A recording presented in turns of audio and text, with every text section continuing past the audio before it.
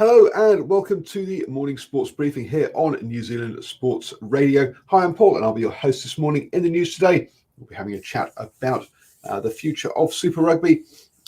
There's a whole bunch of sport about to kick back off. It's been a quiet day yesterday as far as results go. I also got the America's Cup, NBL, A-League and New Zealand Premiership all have got games today. The cycling kicks off, or the Women's World Tour kicks off at the weekend with Strade Bianche. So we'll catch up with that as well as Paris-Nice is going ahead. The race to the sun, as it's commonly, or as its nickname says.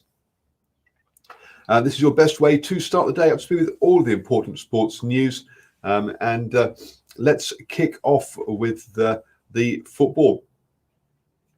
Over in the A-League, no games yesterday, but today we're back in action with Sydney FC taking on Western United.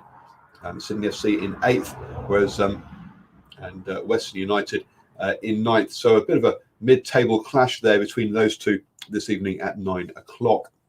Also, we'll have the final game of the ISPS Handler Men's Premiership.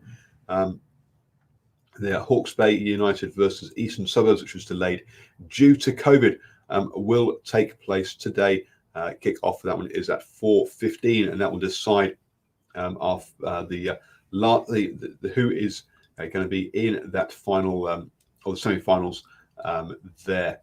So we'll keep bringing you up to speed with that game tomorrow, and then also what that means for the finals for the New Zealand for the Handler Men's Premiership. Moving on to basketball, and over in Australia, it's the NBL is back in action. The Breakers are taking on the Taipans at 7 p.m. today, as well as the Southeast Melbourne Phoenix taking on Melbourne United at 9:30.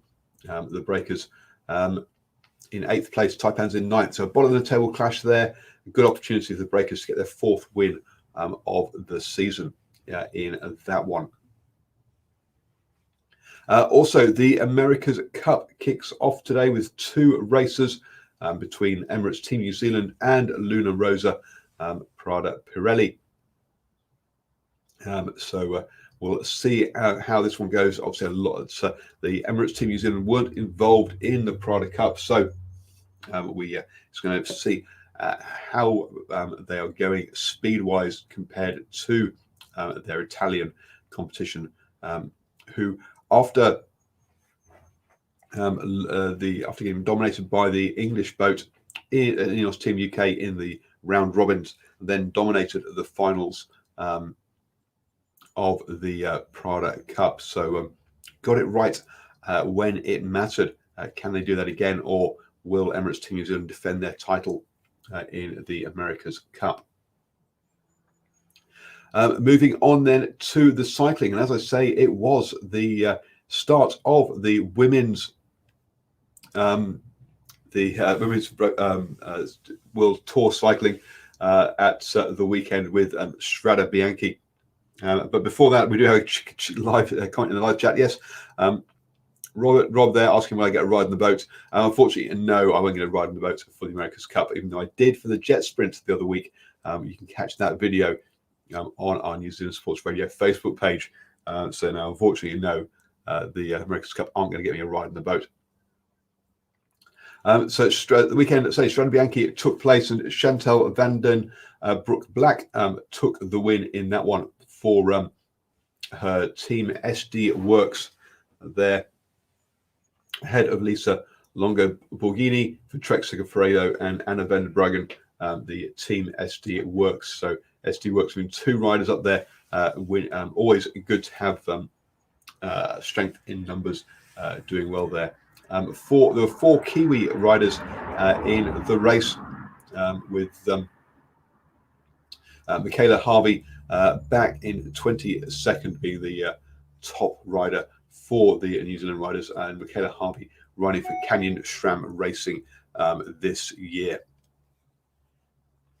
We also had the men's event where Mathieu van der Poel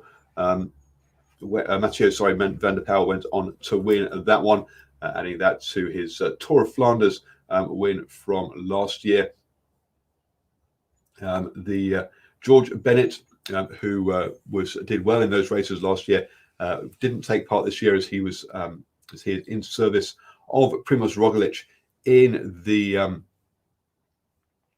Paris-Nice race there,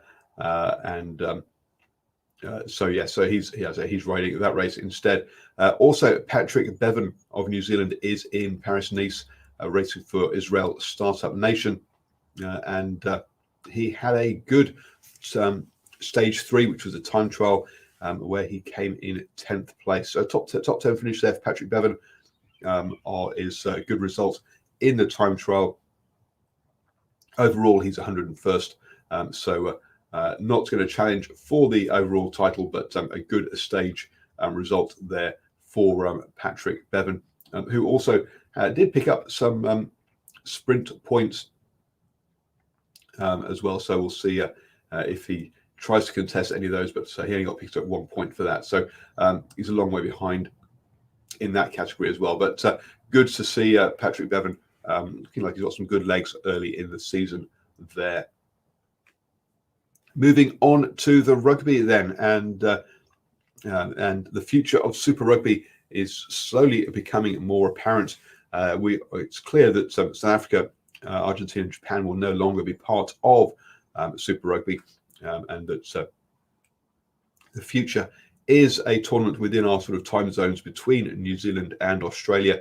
It looks like the rumor of the 2 extra teams, or of one team from Fiji and the Moana Pacifica, is closer, as New Zealand Rugby has apparently offered to share TV rights, so monies with those teams.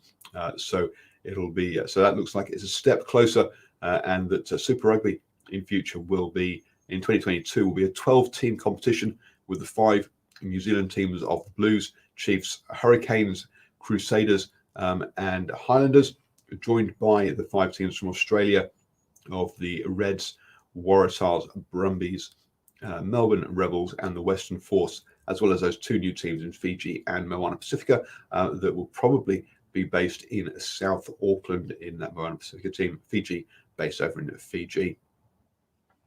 So that looks like it's a step closer there with that one. So good to see finally perhaps a professional team in the Pacific Islands.